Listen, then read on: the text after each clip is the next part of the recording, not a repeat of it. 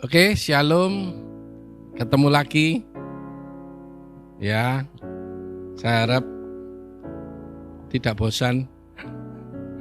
Oke, terima kasih untuk waktu yang diberikan pada saya, kepercayaan pada saya, Pak Pendeta Sudarso dari GAB Daat Surabaya. Ya, oke. Sebelum kita mulai, kita akan berdoa lebih dulu. Bapak, terima kasih malam hari ini. Demi kesempatan yang Kau berikan bagi kami mengucap syukur Tuhan. Biarlah kesempatan yang Kau berikan bagi kami pergunakan sebaik-baiknya untuk kemuliaan nama-Mu Tuhan. Biarlah nama-Mu semakin dikenal orang untuk di pelosok-pelosok dimanapun di seluruh dunia Tuhan. Semakin mengerti, semakin mengenal bahwa satu-satunya Tuhan dan Juru Selamat adalah Yesus Kristus, Tuhan dan Juru Selamat kami. Terima kasih Bapa, kami mau belajar satu hal lagi untuk kesempatan, untuk waktu yang sudah Engkau berikan bagi kami Tuhan. Kami mau belajar bagaimana kami mengelola waktu, bagaimana kami memanfaatkan waktu, kesempatan yang Engkau berikan dalam kehidupan kami. Terima kasih Bapa, berkati hamba-Hambamu yang sudah memberikan kepercayaan.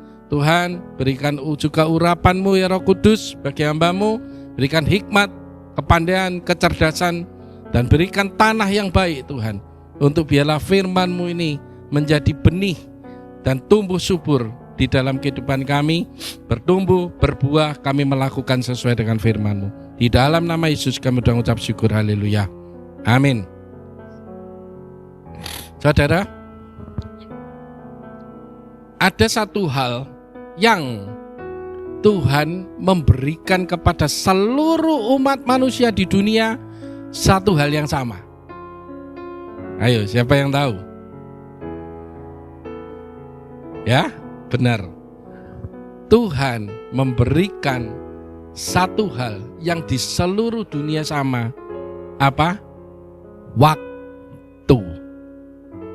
Luar biasa ya. Ternyata kita di Indonesia sekarang jam berapa?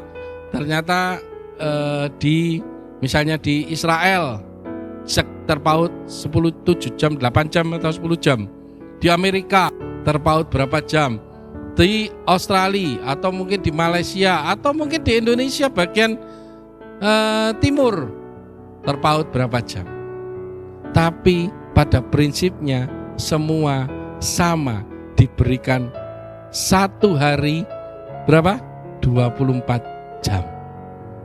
Waktu yang Tuhan berikan, karuniakan kepada kita ternyata sama seluruh manusia. Ya. Nah, waktu sangat berkaitan dengan kehidupan. Maka mengelola waktu, memanfaatkan waktu berarti juga mengelola kehidupan kita. Amin. Ya. Kita hidup dalam waktu, kita hidup punya sejarah kehidupan yang bergulir dalam suatu kurun waktu.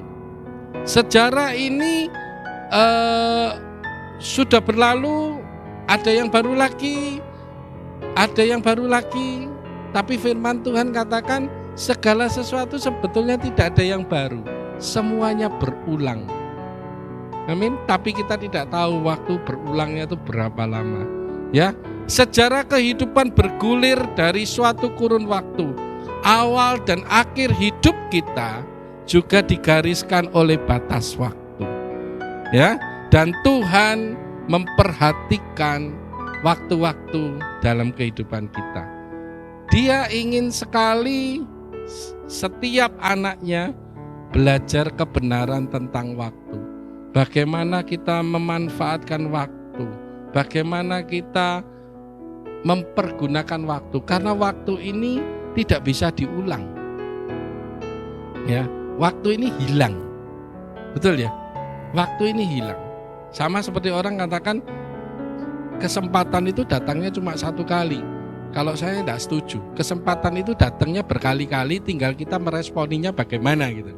Ya kan? Nah, tapi Tuhan ingin bahwa setiap anak-anaknya belajar tentang kebenaran, tentang waktu, sehingga hidup yang kita jalani ini bisa berlangsung dengan baik dan bisa dipertanggungjawabkan. Amin. Kita berjuang untuk membangun manusia jasmani, tapi ada satu lagi yang harus selalu kita bangun, yaitu manusia rohani kita. Karena apa? Karena manusia jasmani itu punya batas waktu. Ya, umur kita memang mungkin di KTP cuma tanggal lahir ya, tanggal matinya tidak ada. Tapi setiap manusia punya batas waktu hidup di secara jasmani. Tetapi secara rohani kita punya batas waktu yang bersifat kekekalan. Ya, waktunya tidak terbatas selama kita hidup sampai Tuhan panggil kita pulang ke surga. Saudara, pernyataan Alkitab tentang waktu apa saja? Ada 3 poin yang saya ambil, saya pelajari pernyataan Alkitab tentang waktu. Yang pertama, Alkitab mengatakan bahwa waktu itu berlangsung sangat singkat. Betul tidak? Saya ini setiap hari Rabu itu saya kan ada IG Live yang Tuhan percayakan untuk saya kelola. Kadang-kadang saya sampai bingung. Hari Rabu selesai, Kamis, Jumat, Sabtu, Minggu, Senin, Selasa, Rabu ketemu lagi. Sampai saya kadang-kadang ngomong gini, aduh, begitu cepatnya waktu ini berlalu. Nggak kroso, saudara. Betul ya? Sampai saya ngomong, kok cepet ya? Tapi inilah, saya semakin, kalau kita belajar tentang firman Tuhan, kita harus belajar dengan tanda-tanda zaman. Tuhan saat ini kelihatannya mau melakukan percepatan. Supaya apa? Kelihatannya Tuhan mau segera datang. Coming soon. Dulu saya pada waktu masih kecil, saya memang hidup di dalam keluarga Kristen. Saya waktu itu dengar ada hamba Tuhan berbicara, Tuhan segera datang, Tuhan segera datang. Itu pada saat mungkin saya SD, saudara. Sekarang sampai saya umur sekian ternyata Tuhan tidak datang-datang. Kadang-kadang orang bingung, kapan datang? Tapi cepat atau lambat, Dia akan datang. Amin. Tinggal bagaimana kita mempersiapkan diri kita dengan waktu yang Tuhan berikan.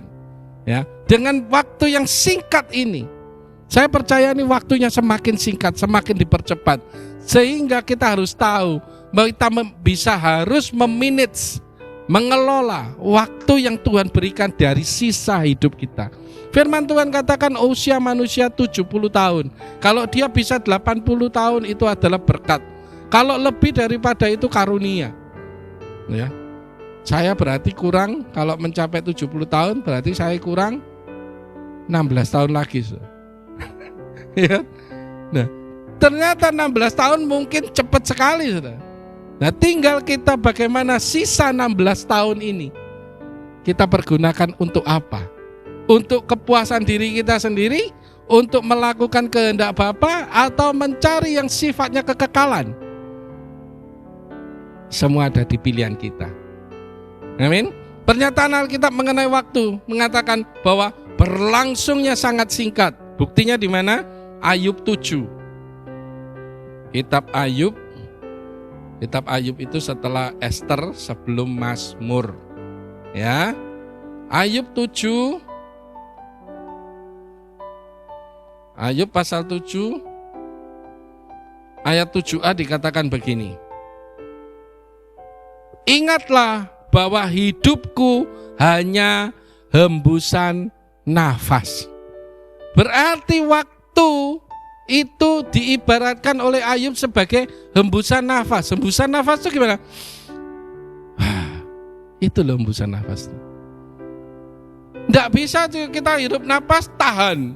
Berapa menit sih tahannya? Paling banter 2 menit, saudara. Hembusan nafas. Di Mazmur 39 ayat 7 dikatakan lagi bahwa hidup ia hanyalah bayangan yang berlalu. Waktu yang Tuhan berikan itu, kalau Alkitab mengatakan, Mazmur katakan 39 ayat 7, ia seperti bayangan yang berlalu. Ini saya ada di kena sinar lampu yang luar biasa, terangnya. Ini ada bayangan saya di depan saya. Begitu saya berlalu, ya itulah waktu. Seperti bayangan berlalu. Bahkan di Mazmur 90 ayat 4-6 dikatakan bahwa 1000 tahun itu hanya 1 hari di hadapan Tuhan. Hidup manusia seperti rumput yang pagi ada, siangnya sudah layu. Saudara, Mazmur 144 ayat 4 dikatakan bahwa manusia seperti angin. Hidupnya hari-harinya seperti bayang-bayang yang lewat. Wih, saudara, bahkan di Yakobus 4 ayat 14 dikatakan bahwa manusia hidup seperti uap. Saudara pernah masak air? Begitu masak air, umep itu apa bahasa Indonesia? Masak, ya, namanya masak air sampai masak itu ya. Begitu dibuka tekonya, uapnya keluar, bus hilang. Kadang-kadang kita lihat, kok cepet hilang. Itulah hidup manusia. Waktu itu seperti uap, sangat singkat. Kita tidak dapat menahan waktu. Hidup kita di dunia ini terus bergulir, berlangsungnya singkat, dan tahu-tahunya sudah mencapai di posisi terakhir. Pada saat apa? Wah, kalau saya disuruh ngomong tahu-tahu sudah akan berakhir, saya mintanya sama Tuhan, berakhirnya saya tidak merepotkan orang. Saya kadang berdoa, saya sering traveling, saudara ya. Traveling itu bukan artinya jalan-jalan, tapi saya sering, pekerjaan saya menuntut saya untuk keluar kota kemana, terbang ke sana. Saya sampai ngomong, Tuhan, pada saat saya terbang naik pesawat itu saya langsung ngomong, Tuhan, jangan sampai ini hari kalau misalnya ini menjadi hari terakhirku, ya sudah, berarti sampai saat terakhir.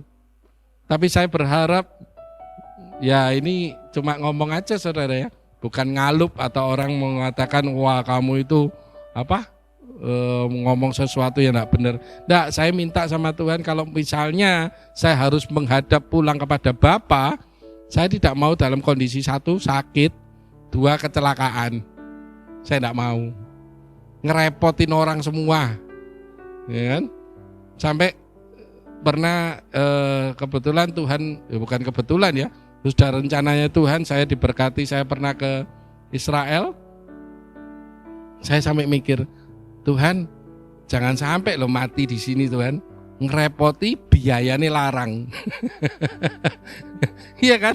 Karena kita tidak tahu saat kita berakhirnya kapan. Tapi saya percaya Tuhan pasti punya rencana yang luar biasa. Saya kepinginnya rapture, diangkat bersama Tuhan di atas awan-awan. Haleluya. Itu keinginan saya. Semoga Tuhan mengabulkan. Ya. Jadi firman Tuhan katakan bahwa waktu ini yang terus bergulir, berlangsung sangat singkat. Ya. Karena itu firman Tuhan mengatakan, karena waktunya sangat singkat, apa yang harus kita persiapkan? Seperti tadi saya katakan, mungkin kalau firman Tuhan katakan umur manusia cuma 70 tahun, selama 16 tahun ini loh, sisa hidup saya. Jadi ketahuan ya umur saya berapa ya. Apa yang harus saya kerjakan? Apa yang harus saya persiapkan? Apa yang harus kita persiapkan? Mungkin di sini masih ada yang muda-muda, ini ada yang masih 16 tahun, 20 tahun, 30 tahun. Ya. Bukan lamanya umur kita ngikut mungkin saya Kristen mulai dari kecil, ya. Bukan seumur ini berarti wah saya sudah ngikut Tuhan. No. Itu bukan hitungan waktunya Tuhan. Tapi Tuhan menghitung waktu kita, seberapa kita kenal Dia, seberapa kita betul-betul memanfaatkan waktu yang Tuhan berikan adalah pada saat kita betul-betul mentaati Dia. itu time-nya jalan. Kalau kita tidak menaati Tuhan, timernya mandek, terus jalan lagi. Kok tak pikir-pikir betul enggak ya? Ternyata betul, saudara. Pemikiran saya loh ya. Kenapa? Itu harus saudara belajar teologi ya. Itu berapa tahun bait Allah atau apa? Kok bait Allah? Apa? Di ruang Maha Kudus itu kan ada tabut perjanjian ya. Di bangsa Israel itu berapa tahun itu kelihatan, saudara. Ada hitungannya, di situ Tuhan bertahta. Jadi seberapa kita memberikan waktu kita betul-betul untuk Tuhan hidup di dalam hidup kita, itulah mulai start hitungannya. Ya, bukan lamanya kita jadi Kristen, bukan lamanya kita di KTP Kristen, no. Seberapa lama Tuhan ada di dalam hidup kita. Mulai dari kapan itu perhitungannya. Ya, kalau kita ngisi BBM mulai dari 0 ya. Nah, ini. Hitungan. Oke. Apa yang harus kita persiapkan dengan waktu yang singkat ini? Dengan waktu yang sangat terbatas ini. Yang pertama kita harus siapkan adalah kita mempersiapkan sesuatu yang bersifat kekal. Saudara, sudah bukan zamannya lagi kalau saya ngomong. Hari-hari gini masih memikirkan hal yang tidak bersifat kekal, percuma, saudara. Loh, Pak, berarti saya tidak boleh bekerja? Bukan. Berarti saya tidak boleh cari uang? Bukan.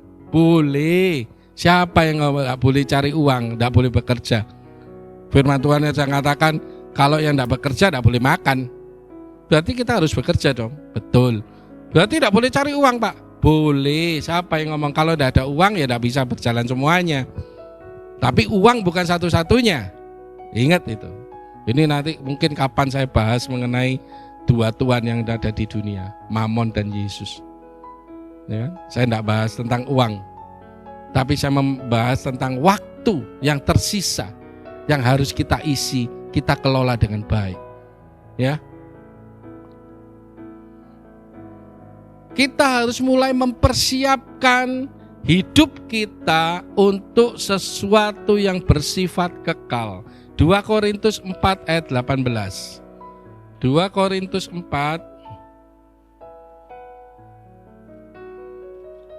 ayat 18 dikatakan begini. Tuan-tuan, sebab kami tidak memperhatikan yang kelihatan, melainkan yang tidak kelihatan. Karena yang kelihatan adalah sementara, sedangkan yang tidak kelihatan adalah kekal. Pada saat kita menerima Yesus sebagai Tuhan dan Juru Selamat, Tuhan mengatakan jaminan keselamatan yang Tuhan berikan. Dia mengatakan di rumah Bapakku banyak tempat yang akan kusediakan bagimu. Berarti kita mengejar sesuatu tempat di surga yang bersifat kekal. Ya. Kita tidak mulai mengejar lagi sesuatu yang bersifat duniawi atau yang kelihatan dan bersifat fana. Karena firman Tuhan mengatakan ngengat dan rayap akan menghancurkan, karat menghancurkan semuanya. Tetapi di surga tidak ada hal-hal itu karena sifatnya kekal. Dan kita mulai mempersiapkan hidup kita untuk sesuatu yang bersifat kekal. Waktunya sangat singkat, saudara. Ya, kita tidak tahu berapa yang tersisa. Amsal Soleman 27, Amsal 27, Amsal 27 ayat 1 dikatakan begini, firman Tuhan, janganlah memuji diri karena esok hari, karena engkau tidak tahu apa yang akan terjadi hari itu. Pak, berarti kita tidak boleh punya rencana untuk besok hari. Boleh, saudara. Tapi rencana ini harus diserahkan kepada Tuhan. Apakah betul-betul Tuhan menghendakinya? Apakah Tuhan berkenan akan rencana kita di esok hari? orang yang tidak menyerahkan hidupnya, tidak menyerahkan seluruh aspek hidupnya di hadapan Tuhan. Jangan sekali-kali dia berkata, engkau memuji diri karena esok hari engkau bisa melakukan sesuatu. Belum tentu. Kalau malam hari ini Tuhan ngomong berangkat pulang, tidak ada yang bisa menghalangi. Amin. Kita tidak tahu berapa yang tersisa dalam hidup kita. Kita tidak tahu waktu yang tersisa. Memang firman Tuhan mengatakan 70 tahun. Memang saya masih punya waktu, kalau ngomong sampai 70 saya punya 16 tahun. Tapi saya tidak tahu berapa sisa waktu yang Tuhan berikan. Semuanya hak prerogatif Tuhan. Tuhan yang ngerti, oh ini saatnya engkau kembali, oh saatnya engkau masih hidup. Makanya saudara, kadang-kadang kita ngelihat ada orang ya mungkin dibunuh, mau dibunuh atau udah dibunuh tapi gak mati-mati saudara. Sampai orang ngomong, wah iki turunane kucing paling, nyawane cerepe akeh. Bukan. Kalau Tuhan tidak menghendaki, maka juga akan tidak terlaksana. Dan saya percaya orang itu pasti dalam kendali Tuhan, dan Tuhan punya rencana lebih atas orang itu. Orang itu belum bertobat Pak, belum kenal Tuhan, makanya itu mungkin Tuhan mau pakai dia sebagai sarana, sebagai mengenalkan Yesus kepada orang yang lain. Kita tidak tahu, itu hak prerogatif Tuhan. Yang penting apa yang kita lakukan dengan yang tersisa ini. Saudara, ada suatu ilustrasi kemarin saya sempat baca luar biasa. Ini ada dunia fabel. Fabel itu apa? Dunia binatang ya, cerita dongeng. Itu ceritanya ada tawon, terus kemudian ada burung elang. Si tawon ini dia terbang dari bunga satu, dia hisap sarinya, dia balik ke sarangnya. Terus kemudian dia lari lagi ke bunga terbang lagi ke bunga yang lain, dia hisap sarinya, dia kembali ke sarangnya. Sampai di sarangnya dia membangun madu. Ya. Terus elang ini ngeliatin terus. Gerak-geriknya, terbangnya lebah ini, tawon ini ke sana kemari. Wah, saudara kalau ngelihat, mungkin baca di Google atau ngelihat di Discovery Channel, itu saya pernah ngelihat ternyata tawon itu untuk membentuk sarangnya dia bisa satu hari satu ekor tawon ini berterbang itu sekian puluh kilometer, saudara. Ke bunga, balik, ke bunga lain, balik, ke bunga lain lagi, balik. Terus-terusan. Dan elang ini ngelihat. Terus kemudian terjadi percakapan antara mereka. Elang ini ngomong gini, "Won tawon, kamu ini membikin sarang madu. Terus kemudian aku tahu hidupmu ini tidak lama. Mungkin sarang tawon ini, sarang madu ini belum selesai, kamu sudah mati. Buat apa kamu melakukan itu? Ini loh, aku tinggal lihat aja, nanti ada ikan, ada tikus, ada binatang apapun lewat, aku akan sikat."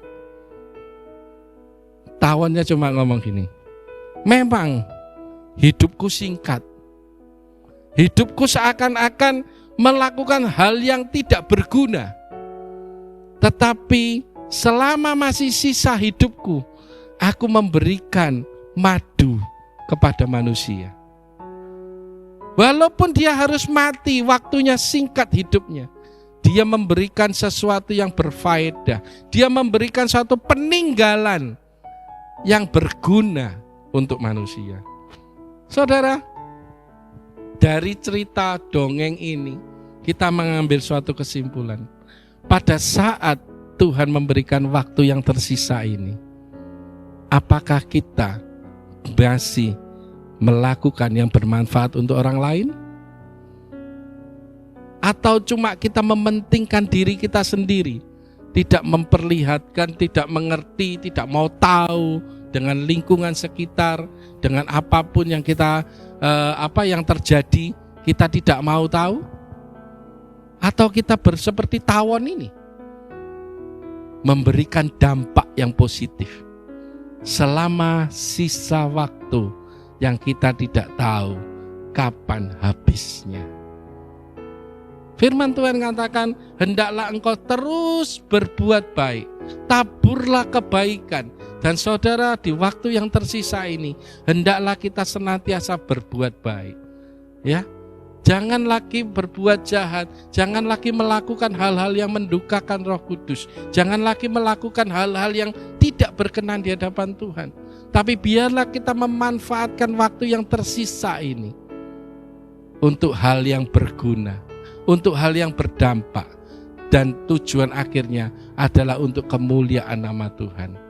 Saya percaya kalau kita memanfaatkan waktu yang tersisa ini untuk kemuliaan Tuhan, Tuhan akan ikut bekerja.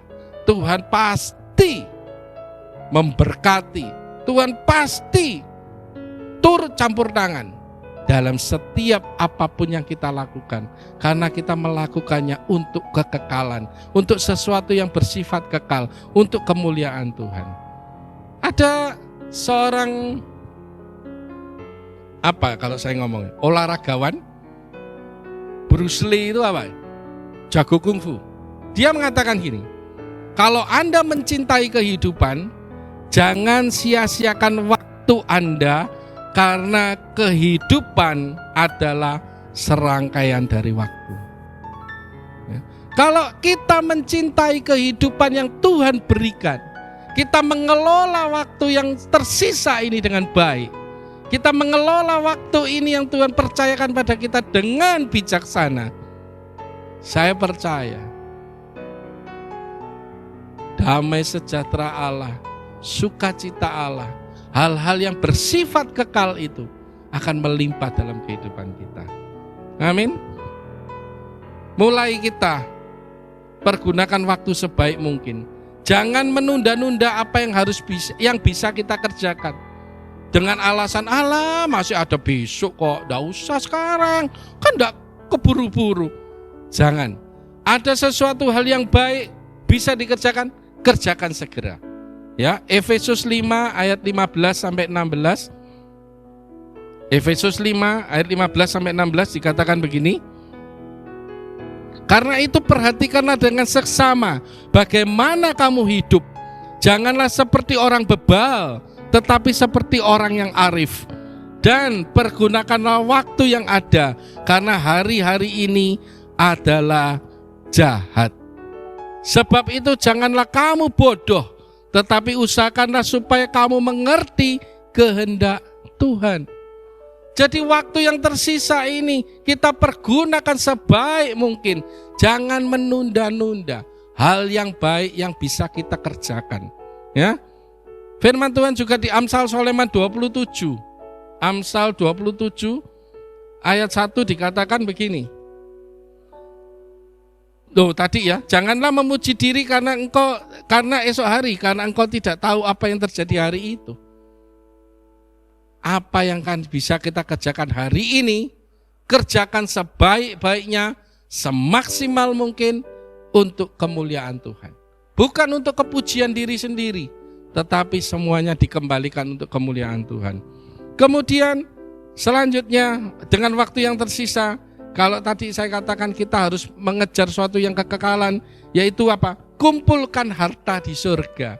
Waduh, ngumpul ke harta di surga ini gimana caranya ya? Kita coba Matius 6 ayat 19. Matius 6 ayat 19 sampai dengan 20. 19 sampai 20. Ini judulnya hal mengumpulkan harta. Janganlah engkau mengumpulkan harta di bumi. Di bumi ngengat dan karat merusakkannya, dan pencuri membongkar serta mencurinya. Tetapi kumpulkanlah bagimu harta di surga. Di surga ngengat dan karat tidak merusakkannya, dan pencuri tidak membongkar serta mencurinya. Karena di mana hartamu berada, di situ juga hatimu berada. Firman Tuhan mengajarkan, ayo kita mulai memperbarui komitmen kita sebelum terlambat, sebelum timbul satu penyesalan untuk menyenangkan hati Tuhan. Kita mulai tiap hari proses pengenalan akan Tuhan, proses untuk semakin intim dengan Tuhan, proses untuk, kalau saya katakan, supaya kita tidak terjadi konflik antara kita dengan Tuhan karena cara berpikir yang berbeda.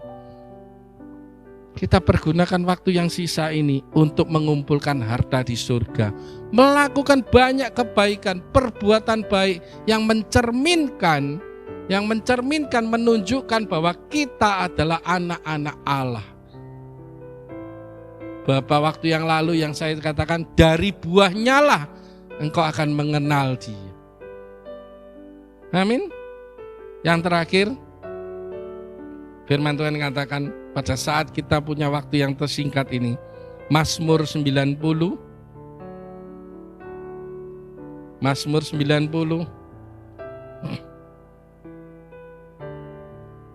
ayat 12 dikatakan begini, ajarlah kami menghitung hari-hari kami sedemikian hingga kami beroleh hati yang bijaksana. Hati yang bijaksana bisa didapat dengan kita mengelola waktu yang Tuhan berikan dengan bijak. Amin. Saudaraku, ayo kita mulai, ya. Yang sudah berjalan semakin ditingkatkan. Yang baru mau mulai, ayo mulai. Bukan menunda-nunda lagi, karena waktunya semakin singkat. Tuhan memberi kita waktu yang dimana kita tidak tahu sisa waktu yang Tuhan percayakan pada hidup kita. Biarlah kita menyerahkan hidup kita sepenuhnya kepada Tuhan, untuk Tuhan pakai menjadi suatu persembahan yang hidup, yang kudus, dan yang berkenan di hadapan Tuhan. Supaya kelak pada saat kita masuk kepada kekekalan, kita menerima mahkota kehidupan, Tuhan berkata, hai hambaku yang setia, turutlah dalam kebahagiaan Tuhanmu. Saya membayangkan itu, saya sampai merinding. Saya ngomong, Tuhan, aku tidak mau terlambat. Aku tidak mau menyia-nyiakan waktu yang tersisa yang Tuhan berikan. Biarlah ini memotivasi kita untuk semakin cinta kepada Tuhan. Semakin seperti beberapa waktu yang lalu saya katakan, semakin kita berdiri teguh di hadapan Tuhan. Tidak lagi kepada yang lain. Sekali Yesus tetap Yesus. Sekali Kristus tetap Kristus. Karena apa? Karena Dialah yang membawa kita kepada kekekalan, membawa kita kepada damai sukacita yang luar biasa yang tidak pernah dunia berikan. Haleluya. Amin. Ayo kita berdoa. Bapa, terima kasih, kami mengucap syukur Tuhan. Kalau Engkau masih memberi kami waktu, kalau Engkau masih memberi kami kesempatan Tuhan, untuk kami boleh melayani Engkau, kalau kami boleh mentaati apa yang menjadi ajaran-Mu, kalau kami boleh menurut akan firman-Mu, Tuhan, berikan kami kesempatan, biarlah kami boleh mengelola waktu yang tersisa ini dengan bijak Tuhan, supaya kami jangan tertinggal, supaya jangan kami tersia-sia Tuhan dalam pengiringan kami akan Engkau. Tapi kami percaya Tuhan, biarlah Roh Kudus-Mu menuntun kami, mengajar kami, menolong kami Tuhan, untuk senantiasa kami berjalan sesuai dengan firman-Mu. Firman-Mu menjadi pelita bagi kaki kami dan terang bagi jalan kami. Jangan pernah Engkau lepaskan Tuhan. Kami butuh Engkau Roh Kudus yang membimbing kami, yang menuntun kami. Terima kasih Bapa, terima kasih Yesus, terima kasih Roh Kudus. Biarlah di dalam hati kami terpunya komitmen Tuhan, untuk memakai waktu yang tersisa ini dengan bijak Tuhan. Terima kasih Bapa, terima kasih Yesus, terima kasih Roh Kudus. Di dalam nama Yesus kami mengucap syukur, haleluya. Amin.